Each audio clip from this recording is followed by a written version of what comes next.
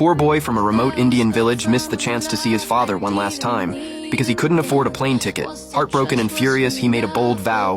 He would start a low-cost airline so no one else would have to go through the same pain. His first step? He approached a propeller aircraft company and asked if they could convert one of their cargo planes into a passenger plane. Then, with a small team, he mapped out flight routes, not to big cities, but to smaller towns and rural areas that had long been ignored. But he had no money to even register the company, so he borrowed 15,000 rupees from his wife, who believed in his dream. Mara, 15,000 20,000 தரேன். பெரிய விஷயம் பண்றத பத்தி பேசிட்டு இருக்கீங்க.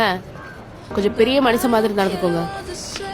And with that, Deccan Aviation was born. The next hurdle was startup capital. Just when things looked bleak, something incredible happened. Money started appearing in the company's account.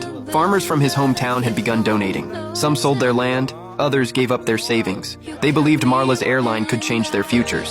Deeply moved, Marla pressed on. He planned to use over 500 abandoned airstrips across India and created a simple booking system that let farmers reserve tickets by phone. But his success drew the attention of major airline execs. They started pressuring his team and tried to poach his pilots, offering them triple salaries. Running out of options, Marla turned to retired Air Force pilots. Since military pilots retire at 57 and commercial pilots at 61, he found a hidden pool of skilled aviators with a few years left to fly. As pressure mounted from powerful competitors, Deccan prepared for its first test flight. Takeoff went smoothly, but during landing, everything fell apart. Influential airline owners had manipulated air traffic control into denying them permission to land. With fuel dangerously low, the pilot had no choice but to make an emergency landing at a military base. To make matters worse, the base commander was a colonel who had once trained Marla and never liked him. Marla now faced 10 years in prison for unauthorized landing, but in a surprising twist, the colonel stood up for him. He ignored pressure from above, released Marla,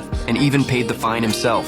Finally, Deccan Aviation was ready to launch. The Minister of Civil Aviation personally attended the inaugural flight and even boarded the plane himself. But just as the plane was about to take off, disaster struck.